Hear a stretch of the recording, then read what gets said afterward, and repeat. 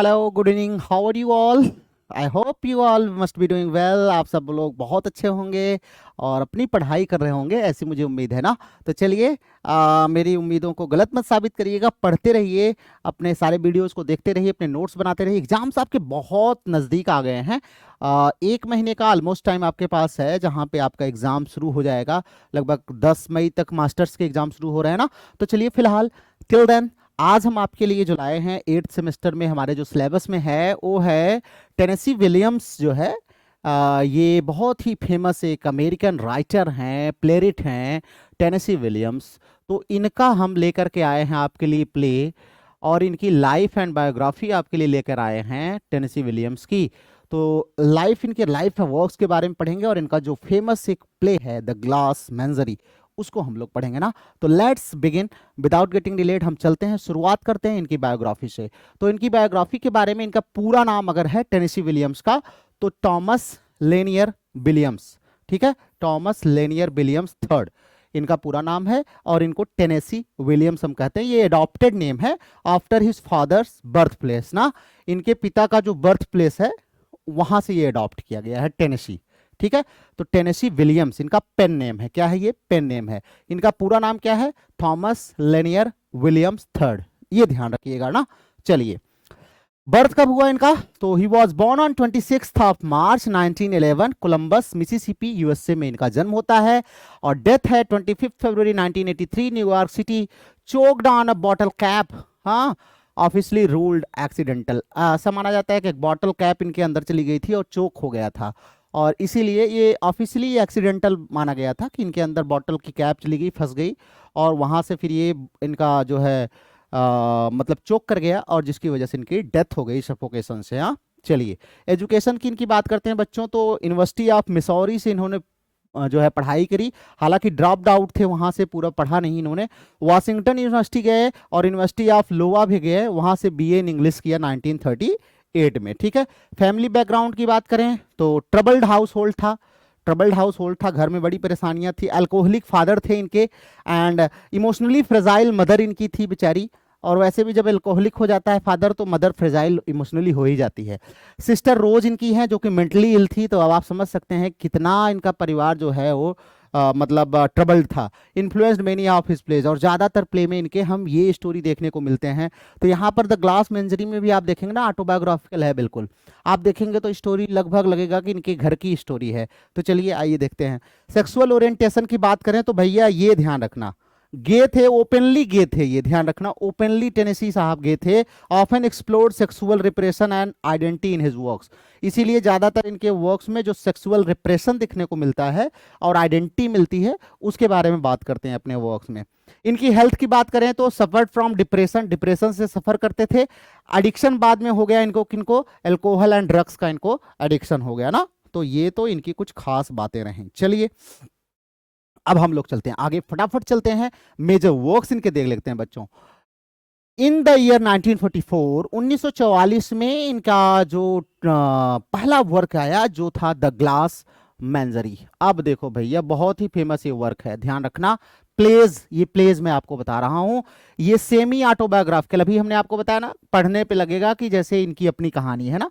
तो semi autobiographical है, memory based है। ठीक है, चलिए, 1947 में 3 साल बाद, ये भी बहुत ही फेमस रचना है, भूलना नहीं है। A street car name desire, बहुत ही फेमस ये इनकी रचना है।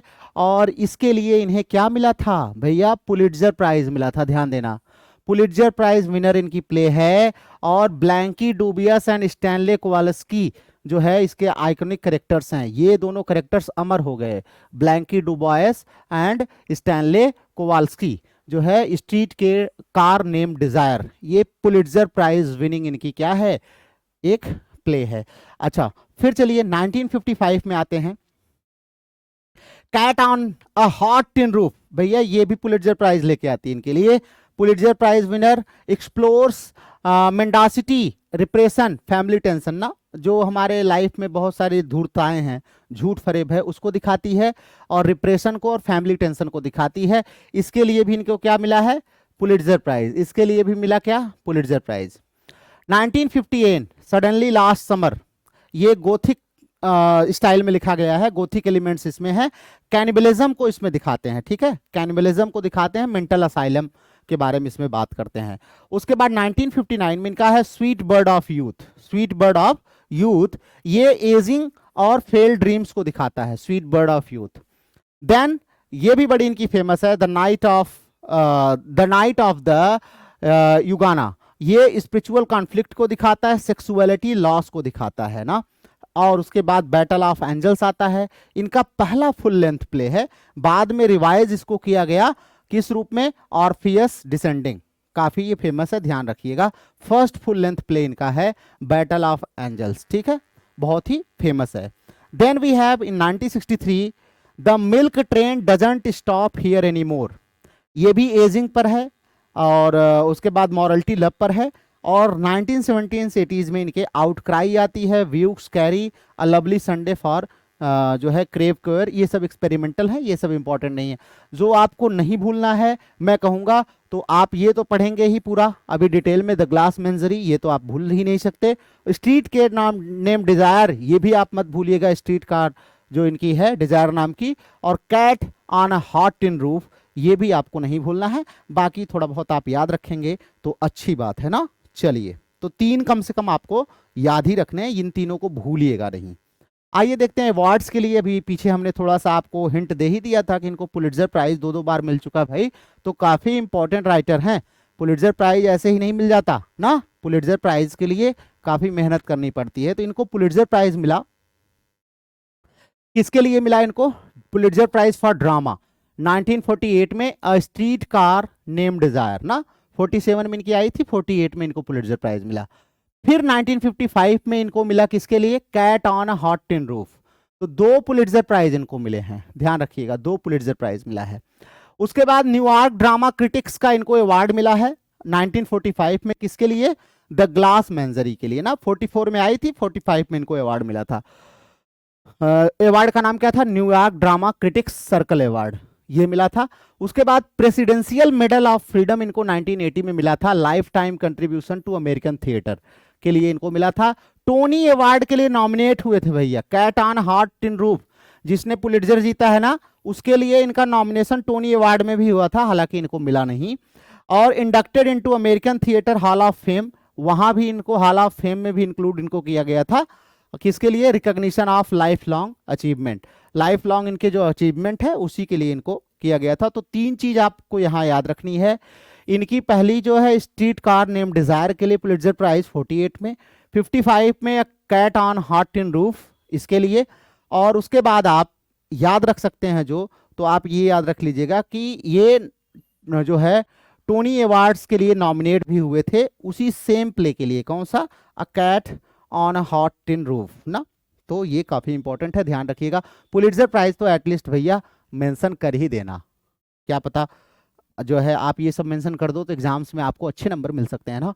और वैसे भी अगर आपका एमसीक्यूज में आ गया तो आप क्या करोगे, आप मान लीजिए एमसीक्यूज आ जाता है, वन लाइनर आ जाता है ना, आपका वन लाइनर आ गया कि name any Pulitzer prize winning play of Tennessee Williams, क्या करोगे, 2 हैं, दोनों के नाम याद आने चाहिए ना। आ स्ट्रीट के कार नेम डिजायर याद रखिए, या cat on a hot tin roof याद रखिए, भाई कुछ तो याद रखना पड़ेगा ना, दोनों याद रखिए तो द बेस्ट। ठीक है, चलो कंट्रीब्यूशन देखते हैं इनका ड्रामा और लिटरेचर में क्या कंट्रीब्यूशन है। थोड़ा सा ध्यान से आप लोग पढ़ा करिए, रिवीजन करिए बार बार भाई, आप लोग बहुत लापरवाही कर रहे हैं, मुझे पता है सब लोग बहुत लापरवाही कर रहे हैं। करिए लापरवाही, अपने जीवन के साथ आप करेंगे लापरवाही, हमारे साथ नहीं करेंगे, हम तो अपना कर्म कर रहे हैं। अगर ऊपर वाला देख रहा होगा तो थोड़ा तो महसूस कर ही रहा होगा, हाँ चलो हम अपना लेबर तो कर ही रहे हैं, लेकिन आप अपने साथ क्या कर रहे हैं उसको थोड़ा सा देख लीजिएगा ना। ठीक है, एग्जाम पास हो जाएंगे। आज के युग में एग्जाम पास करना दैट इज अगर आप 8वीं 10वीं के बच्चे को अगर एवरेज दर्जे का है बैठा दीजिए, वो भी मास्टर्स की कॉपी लिख देगा, पास हो जाता है। पास होना इज नॉट मैटर, मैटर आप आगे चल के सक्सेस होते हैं कि नहीं होते हैं ये देखते हैं। ठीक है, तो चलिए कंट्रीब्यूशंस देखते हैं बच्चों, इनका ड्रामा और लिटरेचर में कंट्रीब्यूशन क्या है, तो एक बार इस पर नजर देख लेते हैं। मेमोरी प्ले को इन्होंने पॉपुलराइज किया, मेमोरी प्ले खास करके इनका द ग्लास मेंजरी जो है वो मेमोरी प्ले है। Popularize the technique of writing plays based on a personal memories ना, पर्सनल मेमोरीज पर बेस्ड जो है जो इंसिडेंट्स होते हैं उसी को स्टेज पर दिखाने को बोलते हैं। वो प्ले क्या कहलाता है? मेमोरी प्ले कहलाता है। स्पेशली इनकी ग्लास जो मेनाजरी है ये काफी इसी टाइप की प्ले है। पोएटिक रियलिज्म, ये ध्यान रखना, पोएटिक रियलिज्म क्या है? ये blended lyrical language with gritty realism ना, जो ग्रिटी रियलिज्म है उसको लिरिकल लैंग्वेज में दिखाते हैं, तो इसी को बोलते हैं poetic realism. Emotional, symbolic, psychological story telling इनकी होती है। तो मतलब इमोशनल चीजें प्रायः पोएटिक हो जाती है ना, इमोशनल चीजें पोएटिक हो जाती हैं, सिंबॉलिक चीजें, साइकोलॉजिकल चीजें थोड़ी सी पोएटिक हो जाती है ना। जैसे आप गाना दुख में होते हैं तो गाते हैं ना, दिल के अरमा आंसुओं में बह गए, थोड़े से पोएटिक हो जाते हैं ना, तो वही है। साइकोलॉजिकल डेप्थ की बात करते हैं बच्चों, साइकोलॉजिकल डेप्थ इनके करेक्टर्स में बहुत देखने को मिलता है। ऑफन जैसे इनके करेक्टर्स हैं वो फ्रैक्चर्ड साइक्स के होते हैं, जैसे ग्लास मेंजरी में जो इसकी सिस्टर है ना, वो इमोशनली एकदम ब्रेक है, फ्रैक्चर्ड साइक है उसका। रिप्रेस डिजायर, उसकी भी बहुत सारी इच्छाएं हैं लेकिन डिजायर्स बिल्कुल रिप्रेस हैं। और illusions and reality, illusions reality तो हमें देखने को मिलता ही है, जब लास्ट में क्या होता है, डिक्लाइन होता है प्रपोजल, वो बताता है क्या नाम है, जो इसका फ्रेंड रहता है जिसको कंपनी में काम करता है बुलाया हुआ है, और वो लास्ट में क्या करता है, उसको बोलता है कि भैया ऐसा है कि मैं तो ऑलरेडी काफ़ी देर बातचीत करने के बाद, फ्लर्ट करने के बाद, सब कुछ करने के बाद कहता है मैं तो ऑलरेडी इंगेज्ड हूँ ना। तो ये क्या है, ये इल्यूजन और रियलिटी के बीच को डिफरेंस को दिखाता है ना, तो इनके प्लेज में ये भी हमें देखने को मिलते हैं। थीम्स इन्होंने क्या दिखाया, तो इल्यूजन एंड रियलिटी को दिखाया, सेक्सुअल रिप्रेशन ना, सेक्सुअल रिप्रेशन को दिखाया है, मेंटल इलनेस को भी दिखाया, भाई इनके परिवार में ही था, देखने को मिलता है। लोनलीनेस एंड आइसोलेशन, भाई जब मेंटली डिस्टर्ब है आदमी तो अकेला रहेगा, ज्यादातर आइसोलेटेड रहेगा ना, मेंटल पेशेंट जो होते हैं वो प्राय आइसोलेटेड रहते हैं। एंग्जाइटी जिसके अंदर होती है, एंग्जाइटी होती है, या जिसको हम बोलते हैं कभी कभी पैनिक अटैक वाले जो लक्षण होते हैं, पैनिक्ड होता है आदमी बहुत ज़्यादा। और उसके बाद डिप्रेशन, ये वाले जो व्यक्ति होते हैं ना, जब कोई व्यक्ति बहुत अकेला रहना शुरू कर दे तो थोड़ा सा आप अपने घर में ध्यान दिया करिए ना, ऐसे कौन से लोग हैं जो बहुत ज़्यादा अकेला, मतलब दूस कंपनी में उनको चिड़चिड़ा फील होगा, अकेला रहना पसंद करते हैं ना, तो समझ जाइए कुछ दिमाग में चल रहा है, उनको कोशिश करिए डाइवर्ट करने की। चलिए, डिके ऑफ सदर्न एरिस्टोक्रेसी, और एक चीज दिखाते हैं कि सदर्न एरिस्टोक्रेसी जो है उसमें धीरे धीरे कैसे पतन आ रहा है, ये भी इनके प्रायः जो है इनके प्लेज में हमें थीम देखने को मिलती है। एक चीज जो और खासियत है इनके प्लेज की, स्ट्रॉन्ग फीमेल प्रोटैगनिस्ट, इनके प्लेज में हम देखते हैं फीमेल प्रोटैगनिस्ट काफी स्ट्रॉन्ग है। जैसे ब्लैंकी डूबियास है ना, जिसके लिए इनको मिला था, जो है दोनों करेक्टर अमर हो गए बिल्कुल, हमने आपको बताया था। उसके बाद अमांडा विंसफील्ड है, अमांडा विंसफील्ड भी काफी स्ट्रॉन्ग करेक्टर है। और मेजाई, मेजाई आप देखेंगे ही, वो काफी इंपॉर्टेंट। उसके बाद Maggie the cat, complex emotionally rich women ना, कॉम्प्लेक्स है काफी लेकिन रिच वुमेन है, तो काफी अमीर स्ट्रॉन्ग हमें वुमेन दिखाई पड़ती हैं। एलजीबीटीक्यू को दिखाते हैं भैया, ये तो दिखाएंगे, गे थे ना ये ओपनली गे थे, मतलब बहुत सारे लोग थे जो छुपा छुपा कर अपना कांड किया करते थे, लेकिन ये ओपनली थे, ओपनली गे थे ना, ओपनली गे थे महोदय। तो इन्होंने भाई गे थे तो जरूरी है कि ये एलजीबीटीक्यू जो सोसाइटी हमारी है, एलजीबीटीक्यू के बारे में बात करते थे। एलजीबीटीक्यू, एलजीबीटीक्यू आप जानते हैं ना, लेस्बियन, गे, बाइसेक्सुअल, ट्रांसजेंडर, क्वर ना, ये एलजीबीटीक्यू, इसको रिप्रेजेंट करते थे अपने प्लेज में। Subtly explored homosexuality in a conservative era, एक ऐसे कंजर्वेटिव एरा में इन्होंने होमोसेक्सुअलिटी को दिखाया है। इनका cat on a hot tin roof ना, ये होमोसेक्सुअलिटी पर बेस्ड है। और सडनली लास्ट समर, ये भी इनका होमोसेक्सुअलिटी पर बेस्ड है, तो ये ध्यान रखिएगा, होमोसेक्सुअल थे ये ना, ये अपने दिमाग में बैठा के रखिएगा, हो सकता है एग्जाम में आ जाए, पूछ ले कि भैया इनमें से कौन होमोसेक्सुअल था। चलो, इनके कुछ टर्म्स एंड कॉन्सेप्ट जो इनसे रिलेटेड है या इन्होंने क्वाइन किए उसको देख लेते हैं। तो इनसे रिलेटेड एक टर्म है मेमोरी प्ले ना, इन्होंने क्या किया है, अपने बहुत सारे प्लेज, अपने पास्ट की जो मेमोरीज है उस पर जो है इन्होंने अप्लाई करके क्या किया है, अपने प्लेज लिखे हैं। तो term popularized by Williams, a play told through the subjective memory of narrator, इसमें जो नरेटर होता है उसकी जो सब्जेक्टिव मेमोरी, मतलब उससे रिलेटेड जो मेमोरी पास्ट की हैं उसी को प्ले में दिखाता है। ये पॉपुलराइज किया था किसने, हमारे जो है विलियम साहब ने। और इसका एग्जाम्पल क्या है इनकी, तो द ग्लास मेंजरी। उसके बाद पोएटिक रियलिज्म पीछे आपको मिल ही चुका है, जहां पर लिरिकल ग्रिटी रियलिज्म हम दिखाते हैं, वहां पर क्या होता है, हमारा क्या होता है, पोएटिक रियलिज्म होता है ना, combining lyrical imagery with realistic settings and dialogues. उसके बाद सदर्न गोथिक ड्रामा, आपको बताया इनका थोड़ा सा गोथिक एलिमेंट भी देखने को मिलता है। इनके प्ले प्रायः जो है डिकेइंग सदर्न सेटिंग्स को दिखाते हैं, ग्रॉटेस थोड़ा सा भयंकर करेक्टर जो होते हैं वो भी दिखाते हैं, themes of madness, violence and decay को भी दिखाते हैं। और उसके बाद मेंडासिटी है भाई, लाइज तो बहुत ज्यादा है इनके प्लेज में। और recurring theme, cat on a hot tin roof में lying, self deception, societal hypocrisy, ये सब देखने को मिलेगा। इसी को मेंडासिटी बोलते हैं ना। मेंडासिटी मतलब ऐसे होता है झूठ ना, तो ये इनके प्ले में बहुत ज्यादा देखने को मिलता है ना, बार बार ये आता है। ठीक है, गॉट इट। चलो next, going ahead, some related movements and influences we see. कुछ ऐसे मूवमेंट्स थे जिससे ये रिलेटेड हैं। कौन कौन से मूवमेंट हैं? तो that is you know modern American drama. Modern American drama के तो भाई ये लोग किंग ही थे एक प्रकार से कह सकते हैं। तो हमारे alongside Arthur Miller and Eugene O'Neill, he saved 20th century American theatre. तो ये तीन लोगों को ज़्यादातर क्रेडिट जाती है अमेरिकन थिएटर को शेप करने में। हालांकि ऑसबर्न भी हैं, बहुत सारे हैं, नहीं sorry, Osborne is British. Southern Gothic, southern Gothic में देखते हैं। सदर्न गोथिक को इन्होंने क्या किया है, his setting characters and tragic tone place him in this tradition. इसमें फॉकनर और फ्लैनरे ओकोनर दो आते हैं ना, तीन ये हमारे अमेरिकन हैं, फॉकनर और फ्लैनरी जो है ये सदर्न गोथिक पर लिखा करते थे ना। फॉकनर भी बहुत फेमस है, ध्यान रखिएगा। Psycho analytic influence by mental illness, ये सब तो दिखाता ही है फिलहाल। तो जो डिजायर का रिप्रेशन है, न्यूरोसिस है, सेक्सुअल आइडेंटिटी है, ये सब दिखाते ही हैं। थिएटर ऑफ क्रूएलिटी, ये ध्यान रखना, ये इनसे एसोसिएटेड है। थिएटर ऑफ क्रूएलिटी क्या होती है? दो नॉट डायरेक्टली अलाइंड विथ एट्रॉड ना, एट्रॉड साहब थे ना थिएटर ऑफ क्रूएलिटी के माने जाते हैं फादर, तो इनके साथ कहीं ना कहीं ये जुड़े हुए थे। हालांकि ये अपने प्लेज में डायरेक्ट ब्रूटैलिटी क्रूएलिटी को नहीं दिखाते हैं। His emotionally intense scenes resonate with its um, लेकिन कुछ इनके ऐसे इमोशनली सीन्स हैं, इंटेंस सीन्स हैं, जो लगभग लगभग जो है क्रूएलिटी ऑफ द थिएटर जो के करेक्टरिस्टिक्स होती है ना, उससे मैच करती है। तो जो हमारे एट्रॉड साहब थे उनसे कहीं ना कहीं ज़्यादा, बहुत ज़्यादा ये लोग मिलते थे ना। आगे मिलेंगे आपको, ये थिएटर ऑफ क्रूएलिटी भी आपको पूरा मिलेगा डिटेल में। चलिए, कुछ एग्जाम रिलेटेड फैक्ट्स यहाँ पर हैं, हो सकता है आपके एग्जाम में आ जाए डायरेक्ट या आपको कोट करना रहे, तो थोड़ा सा देख लीजिए इसको भी।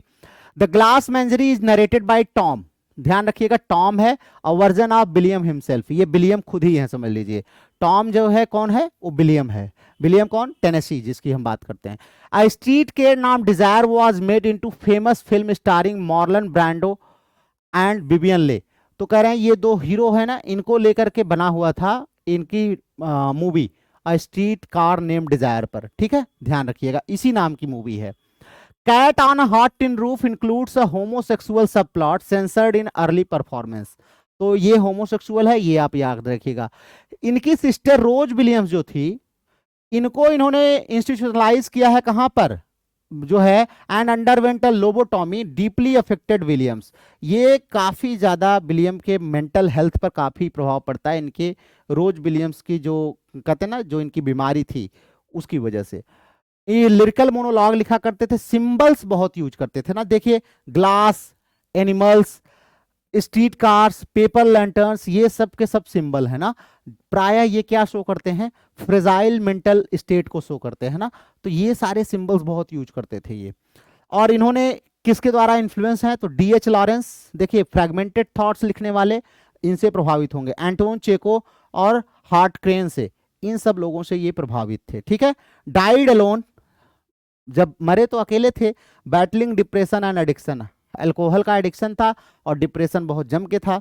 Mirroring the tragic decline of many of his characters ना, तो लगभग इनके बहुत सारे करेक्टर्स का भी देखें तो ऐसा ही डिक्लाइन हुआ है। तो लगभग लगभग कह सकते हैं कि इन्होंने अपनी लाइफ और प्ले को मैच कर दिया है ना। तो now we have the play, जो हमें प्ले पढ़ना है हम उस पर आ गए हैं, द ग्लास मेंजरी। आइए देखते हैं। ऑथर कौन है बच्चों? तो ऑथर है हमारे टेनेसी विलियम्स। ठीक है, ये है क्या? मेमोरी प्ले है, प्लस इसको हम बोलते हैं एक्सप्रेशनिस्ट ड्रामा। ध्यान रखिएगा, एक्सप्रेशनिस्ट ड्रामा, एक्सप्रेशनिज्म हम आपको पढ़ा चुके हैं। ठीक है, तो ध्यान रखिएगा, हमारे एलवी साहब हो गए, ये हो गए, ये सब एक्सप्रेशनिज्म को फॉलो करते थे। चलिए, सेटिंग इसकी क्या है बच्चों, तो देखते हैं 1930s का टाइम है, सेंट लुइस मिसौरी की बात है, in a small apartment during the great depression ना, ग्रेट डिप्रेशन चल रहा है, महामंदी, जो महामंदी आई थी 1930 की, उसी का टाइम चल रहा है, उसी के समय की ये स्टोरी है। नरेटर कौन है, टॉम विंसफील्ड, टॉम विंसफील्ड नरेटर है इसका, यही स्टोरी पूरी अपनी बता रहा है। सन है, narrates the play as a memory from his past, अपने पास्ट की चीजों को याद कर रहा है और कहानी बता रहा है, ठीक है। स्ट्रक्चर देख लेते हैं, तो स्ट्रक्चर क्या है, play is divided into 2 acts and 7 scenes, 2 acts है और 7 सीन है इसमें, ध्यान रखिएगा, बहुत बार ये पूछ लेता है कितने एक्ट का प्ले है, तो 2 एक्ट प्ले है, ठीक है, 7 सीन में डिवाइडेड है। मेमोरी प्ले है, not realistic, uses dim lighting, music, projected images and words, ये सब छोड़ दीजिए। Symbolism is heavily use, symbolism तो बहुत यूज हुआ है, जैसे दो ग्लास एनिमल्स है ना जो ब्रेक हो जाते हैं लास्ट में, वो सिंबल है। फायर स्केप, वो भी सिंबल है। ब्लू रोजेज वहां पर हैं, फादर की फोटो है, और यूनिकॉर्न जो जिसको तोड़ देता है वो ना, ये कह रहे हैं ये सब के सब क्या हैं, सिंबल्स हैं, तो सिंबल्स का यूज ये बहुत ज्यादा करते हैं ना। चलिए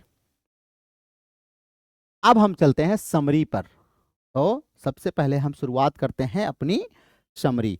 तो यहां तक आपको आई होप कि आपको थोड़ा बहुत तो समझ में आ गया होगा। आप देखिए कोई भी प्ले होता है, आप उसको कम से कम 1-2 बार आप उसकी समरी को आप रिवाइज करेंगे, करेक्टर्स को रिवाइज करेंगे, तो निश्चित रूप से मुझे लगता है कि आपको समझ में आएगा। लेकिन जब आप समझ रहे हैं ना, रिवाइज नहीं करते हैं तो कहीं ना कहीं समस्या तो आएगी ही ना, तो ये ध्यान रखिएगा। चलें बच्चों, ओके, नाउ मूविंग फॉरवर्ड, चलते हैं बेटा, आगे चलते हैं। कैरेक्टर्स देखते हैं हम इसके, तो Tom introduces the setting, Tom जो है नरेटर है, और यहां पर 3 कैरेक्टर हमें मिलते हैं। टॉम, टॉम विंसफील्ड जो इसका नरेटर है, अमांडा इसकी माँ है, अमांडा विंसफील्ड, ये काफी स्ट्रांग लेडी है, और लॉरा इसकी सिस्टर है ना। तो ये 3 कैरेक्टर हमें दिखाई देते हैं। चलिए आइए देखते हैं कहानी क्या शुरू होती है। फर्स्ट एक्ट का जो फर्स्ट सीन है, ये हमें कैरेक्टर्स और स्टोरी को इंट्रोड्यूस करता है। यहां पर जो हमारा नरेटर है टॉम, अब वो पास्ट में, फ्लैशबैक में पीछे जा रहा है, सोच रहा है, मेमोरी बिगिन होती है। Tom introduces the setting, a memory of a SEBI apartment near Alves, कह रहे हैं एल्वेज के पास जो है एक गंदा सा अपार्टमेंट है, वहां पर स्टोरी ओपन होती है। और स्टोरी ओपन कहां हो रही है, टॉम के माइंड में ना, स्टोरी ओपन मेमोरी में। A photo of the absent father hangs on the wall, पिताजी की डेथ हो गई है, ये अपार्टमेंट है, पिताजी की डेथ हो गई, उनकी फोटो यहां पर लटकी हुई है, ठीक है, अपार्टमेंट में। A telephone man who fail in love with long distances ना, चलिए ये एक टेलीफोन में काम करने वाले लोग थे जो है, और एक लॉन्ग डिस्टेंस की अपनी जो रिलेटिव थी उनसे इनको प्रेम हो गया, तो ये यहाँ पर उसका इंट्रोडक्शन हमें फादर के बारे में पता चलता है, उनकी फोटो लटकी हुई, उनके बारे में हमें पता चलता है। Amanda talks incessantly about her southern gentle past, Amanda ठीक ठाक जो है सदर्न के फैमिली से आती है, वो बार बार उसी चीज पर जोर देती है कि मैं एक अच्छी फैमिली से हूं, वो सारी चीजें याद करती है। She recalls her 17 gentleman callers contrasting her youth with Laura's present isolation, इसकी जो बेटी है लॉरा ना, वो बहुत अकेले में रहती है, आइसोलेटेड रहती है। तो ये अमांडा कंपेयर करती है, कहती है जब तुम्हारी उम्र के थे ना तो 17 जेंटलमैन आए थे मेरी शादी के लिए, मुझे जो है प्रपोज करने के लिए। तो ये थोड़ा सा मतलब दिखाता है कि openness of the mother. Lara is physically disabled, Lara ध्यान रखिएगा विकलांग है, फिजिकली डिसेबल्ड है। वॉक्स विथ अ लिम्प ना, थोड़ा सा लिम्प के साथ चलती है। एक्सट्रीमली साई एंड एंक्सस, और बड़ी साई भी है और थोड़ी सी एंक्सस भी है mentally. Amanda is overbearing pressurising Laura to be more sociable, और अमांडा बार बार लारा को जोर देती है कि तुम थोड़ा सोसेबल होना सीखो भाई, जब कोई आता है तो उससे मिलो जुलो और उससे बातें करो, थोड़ा सा सोसेबल होने की कोशिश करो। यहां पर सिंबल देखें तो जो फादर का फोटोग्राफ है वो सिंबल क्या है, स्केप एंड अबेंडनमेंट का ना, कि कैसे लोग परिस्थितियां छोड़ करके भाग जाते हैं, त्याग करने का और स्केप करने का। फायर स्केप यहां पर जो दिखाता है एग्जिट फ्रॉम रियलिटी, यहां पर एक फायर स्केप बना हुआ है जो दिखाता है हमें क्या है, एग्जिट फ्रॉम रियलिटी, कि हम रियलिटी से भागते हैं, हमेशा एक रास्ता हम खोज के रखते हैं, सामना नहीं करना चाहते ना, कोई ना कोई बहाना हमको चाहिए, जो हम आप लोगों को बार बार कहते हैं कि आप लोग कोई ना कोई बहाना खोजते हैं कि नेट नहीं चल रहा था, तो ये काम में पड़ गया था, ये कर रहा था मैं, ये बिजी हो गई थी मैं, दुनिया भर के आप बहाने बताते हैं ना, वही क्या है, फायर एस्केप उसी को बोलते हैं। आप रियलिटी से सामना नहीं करना चाहते कि नहीं, हमें पढ़ना चाहिए, मेहनत करनी चाहिए ना। चलिए, एल्यूजन वर्सेस रियलिटी को इसमें दिखाते हैं, फैमिली एक्सपेक्टेशंस को दिखाते हैं, memory and the unreliability of narration को दिखाते हैं कि यहाँ पे जो हमारा नरेशन है अनरिलायबल है, मतलब बिल्कुल श्योर नहीं है, कुछ भी फिक्स यहाँ पर नहीं है। देन सीन 2 बिगिन होता है। सीन 2 में हम क्या देखते हैं, क्या मेन चीज होती है, की इवेंट्स क्या क्या है। अमांडा डिस्कवर करती है कि Laura hasn't been attending her business college. Laura actually एक कॉलेज में बिजनेस की अपनी कुछ पढ़ाई कर रही है, वो उसको अटेंड नहीं करती है। She dropped out due to her shyness and fear of public interaction. उसको लोगों की भीड़ से, इंटरेक्शन से डर लगता है और बहुत साई नेचर की है ना, इसलिए वो अपने कॉलेज को इसने ड्रॉप कर दिया, कॉलेज ही नहीं जाती है, स्पेशली टाइपिंग क्लास ना, बिल्कुल जो है टाइपिंग क्लास की है। अमांडा इज फ्यूरियस, अमांडा जब सुनती है, पता चलता है तो बहुत गुस्सा होती है, but tries to manage her disappointment with delusional optimism ना, उसको लेकिन थोड़ा सा बहकाने वाला एक उसको उम्मीद देती है कि नहीं ठीक है, कोई बात नहीं है, ताकि वो बहुत ज्यादा निराश ना हो। लारा तभी रिवील्स करती है कि she has been walking in the park और विजिटिंग म्यूजियम, कि वो पार्क में भी जाती रही है और म्यूजियम को भी उसने विजिट किया है।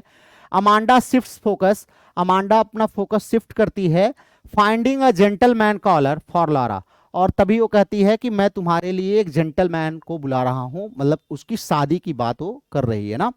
यहां पर हम देखते हैं तो क्या होता है कि Lara confesses her past crush ना, यहां पर वो बताती है कि मेरा पास्ट में एक क्रश था जिसका नाम था Jim O'Connor, a high school hero, school का हीरो था वो, काफी हाई स्कूल में जब हम लोग थे तो वो मेरा लवर था, मेरा पास्ट क्रश था, जिम ओ कॉनर। यहां पर वो एक्सेप्ट करती है, किससे, अपनी बेटी लॉरा से, सॉरी लॉरा अपनी माँ अमांडा से क्या करती है, कन्फेस करती है कि वो मेरा क्या था, वो मेरा क्रश था, लेकिन उसने जो भी हो नहीं एक्सेप्ट किया होगा ना, थोड़ी सी लिंप करके चलती थी ना, लंगड़ा करके जिसको बोलते हैं।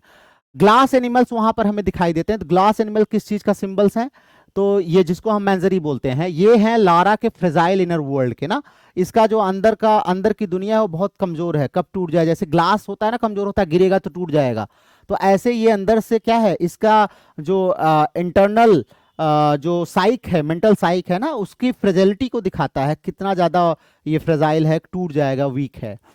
ब्लू रोजेज वहां पर रखे हुए, ये क्या दिखाते हैं, ये Jim's nickname for Laura, Laura को निकनेम देता है ये मिस हर्ड प्लूरोसिस, ये एक प्रकार का प्लूरोसिस है, डिजीज सी हैड, एक प्रकार की डिजीज होती है ना ब्लू रोजेस, ब्लू सिंड्रोम जो होता है, symbolizes delicate beauty and misunderstood identity, तो यहाँ पर वो यही चीज बताता है कि इसको कोई समझ नहीं सकता, मिसअंडरस्टूड है और बहुत ही डेलिकेट है, तो ये सिंबल हमारा वहां पर देखने को मिलता है। ठीक है, ओके गाइस, चलिए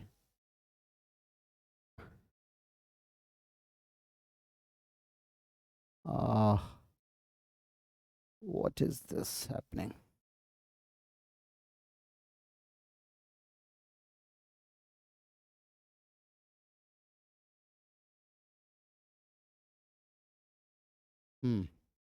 चलिए, अब यहां पर हम क्या देखते हैं,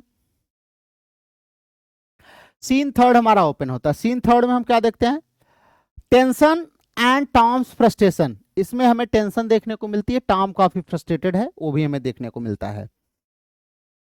Amanda sells magazine subscription to support the family, Amanda जो है वो मैगजीन के सब्सक्रिप्शन बेचती है, मतलब पेपर वगैरह भेजती है अपना फैमिली को सपोर्ट करने के लिए। Tom is trapped in a warehouse job, Tom जो है एक वेयर हाउस में जॉब करता है अपनी, to support them but dreams of being a poet, लेकिन वो एक पोएट बनना चाहता है। Amanda nags Tom constantly about his habit, Amanda उसको बहुत डांटती वाटती रहती है कि वो बुक्स, मूवीज और लेटनेस के लिए, मतलब बुक्स में उलझा रहता है, मूवीज देखता है, लेट आता है घर पे, इन सब के लिए उसको प्रायः नैगिंग करती रहती है। Tom and Amanda argue violently, Tom और अमांडा प्रायः जो है हीटेड थोड़ा सा टॉक अपना करते हैं। He breaks dishes and storms out, वह बर्तन वर्तन तोड़ता है टॉम अपना, फिर भाग के बाहर चला जाता है। बिफोर लिविंग टॉम्स आउट, जाने से पहले टॉम चिल्लाता है I am going to the movies, कि मैं मूवी देखने जा रहा हूं, possibly implying he visits bar or other escapes from reality. ये दिखाता है कि वो रियलिटी से भाग रहा है ना, क्योंकि रियलिटी का सामना नहीं करना चाहता। तो यहां पर हम क्या देखते हैं, एस्केपिज्म देखते हैं, इकोनॉमिक डिस्परेशन देखते हैं ना, वो इकोनॉमिकली बहुत डिस्परेट है पूरी फैमिली। और आर्ट्स वर्सेस ड्यूटी देखते हैं कि आर्ट को ज्यादा प्रेफरेंस देता है टॉम या ड्यूटी को, ये भी हमें देखने को मिलता है। यहां पर एक वर्ड हमें मिला है जिसका नाम है मेंडासिटी।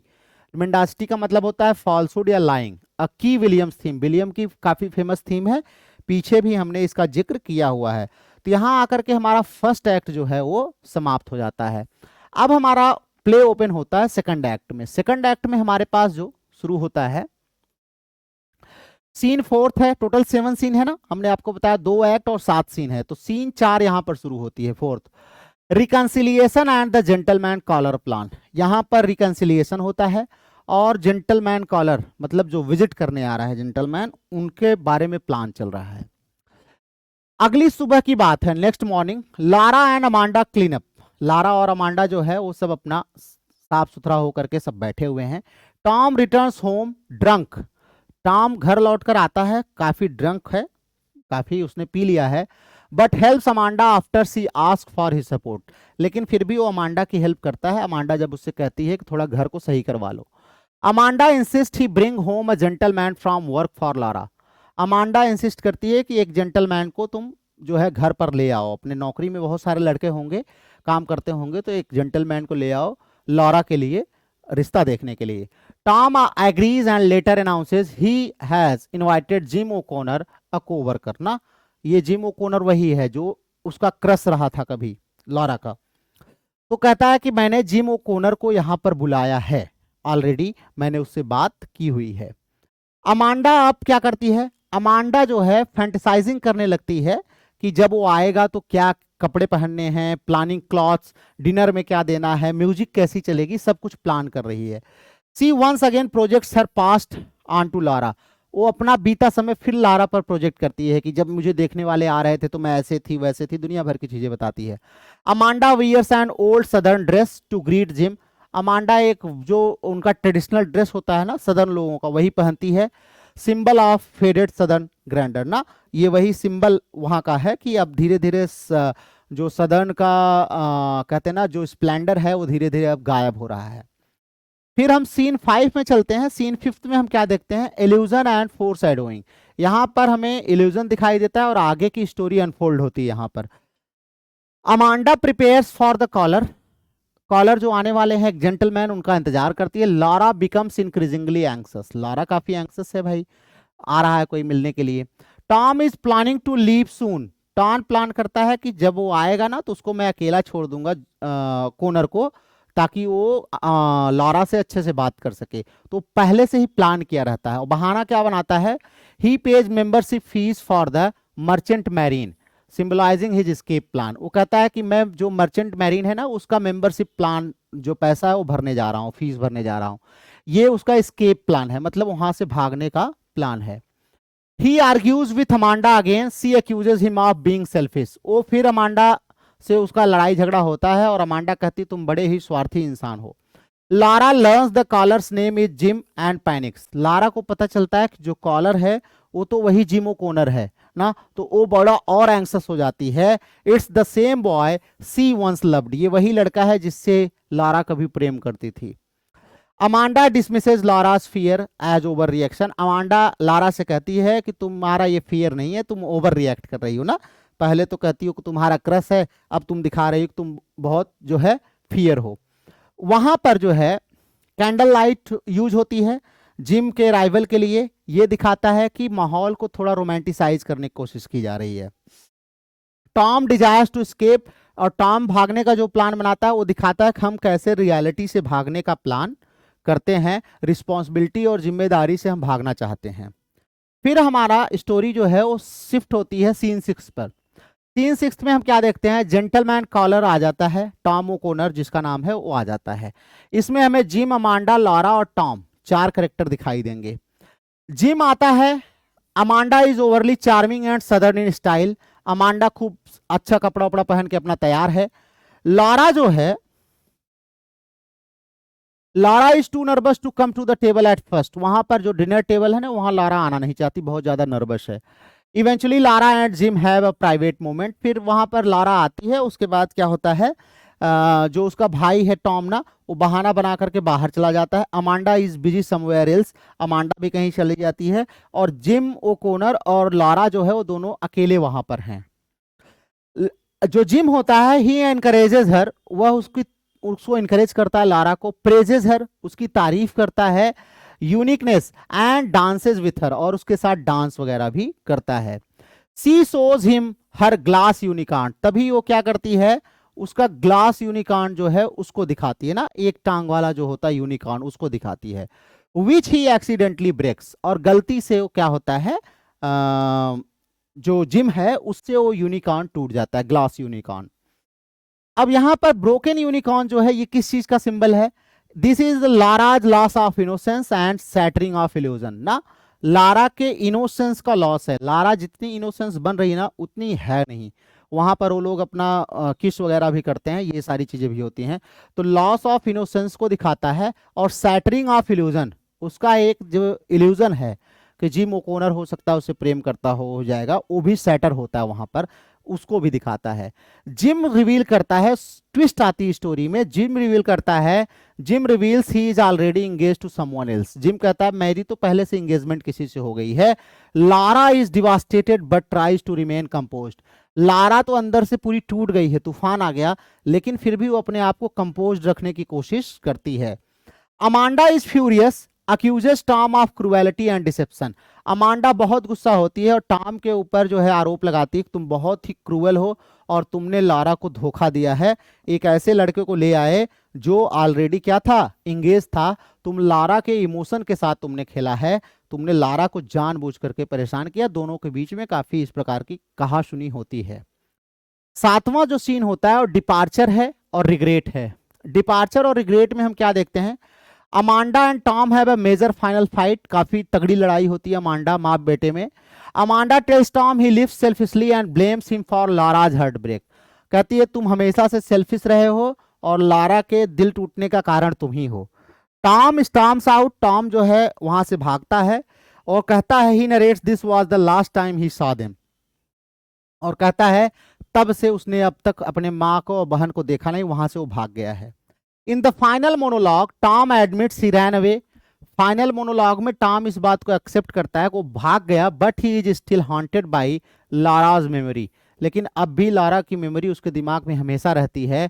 Blow out your candles Laura, वो हमेशा कहता है Laura blow out your candles. यहाँ पर कैंडल ब्लोन आउट का मतलब है end of innocence, dreams and Laura's fading presence. तो कहता है लारा का जो एक प्रेजेंस उसके दिमाग में ना, वो कहता है वो ब्लो आउट हो जाए। लारा का कैंडल ब्लो आउट होने का मतलब लारा की मेमोरी जो है ना, जो घोस्ट ऑफ मेमोरी है, वो उसके दिमाग से निकल जाए। तो यहाँ पर आकर के हमारा जो प्ले होता है वो समाप्त हो जाता है। अब इसमें समरी, थीमेटिक समरी अगर हम देख लें तो मेमोरी एंड इल्यूजन हमें देखने को मिलता है, और फ्रेजालिटी एंड फेमिनिटी देखने को मिलती है, सदर्न डिके देखने को मिलता है, स्केप एंड इंट्रैपमेंट देखने को मिलता है, इकोनॉमिक स्ट्रगल देखने को मिलता है। फिर हम बात करते हैं कुछ क्वेश्चंस जो एग्जाम में आते हैं आपके सिंबल्स वगैरह से रिलेटेड। तो ग्लास मेंजरी किसका सिंबल है? तो ध्यान रखिएगा लारा के डेलिकेट फैंटेसी वर्ल्ड का सिंबल है। यूनिकॉर्न किसका सिंबल है? हर यूनिकनेस एंड इनोसेंस ना, उसका यूनिकनेस है जो है। यूनिकॉर्न एक ऐसा एनिमल होता है ना, वन लेग्ड वाला जो होता है यूनिकॉर्न। फायर स्केप क्या है? Tom's desire to flee, Tom जो भागने की कोशिश करता है ना, वो फिजिकल एंड मेटाफोरिकल स्केप है। और कैंडल लाइट क्या है? Candle light is the memory, memory है, ड्रीम्स है, फ्रेजाइल होप है। उसके बाद ब्लू रोजेस है, लारा की आइडेंटिटी को दिखाता है एंड मिसअंडरस्टूड ब्यूटी को दिखाता है। और मूवीज क्या है? ये भी टॉम का एस्केपिज्म है ना, desire for a larger life, वो थोड़ा सा और बड़ा जीवन जीने की कोशिश करता है। तो यहाँ पे आकर के बच्चों हमारा ये जो प्ले है द ग्लास मेनेजरी, और इनका जो जो हमारे टेनेसी साहब हैं, इनकी बायोग्राफी थोड़ी सी हल्का सा हमने लाइफ एंड वर्क को देख लिया है। तो आप एक बार इसको क्या करेंगे, रिवाइज कर लेंगे। हाँ ठीक है, तो इसको रिवाइज करके आप बताएंगे कि कैसा लगा आपको प्ले, समझ में आया, कितना समझ में आया। आप जो भी आपके पॉजिटिव नेगेटिव जो भी आपके व्यूज रहा करें वो जरूर आप कमेंट में डाला करिए, कैसा लगा, आगे आपको और क्या इसमें ज़रूरत है पढ़ने की वो भी आप हमको बताया करिए। फिलहाल तो आज के लिए बस इतना ही, कल हम आपके साथ एक नया प्ले लेकर के आएंगे और उसकी स्टोरी हम आपको बताएंगे और उसके प्लेरिट के बारे में आपको बताएंगे, उसकी पूरी समरी आपको बताएंगे, सिंबल थीम आपको बताएंगे। तो चलिए आज के लिए आपसे विदा लेते हैं, कल फिर मिलेंगे एक नए वीडियो के साथ। Till then keep watching and keep revising, watch करते रहिए, रिवाइज करते रहिए, लाइक वेक कर दिया करिए वीडियोज को, कमेंट जरूर डाला करिए। तो see you again in the next video, till then take care of yourself, good day you all.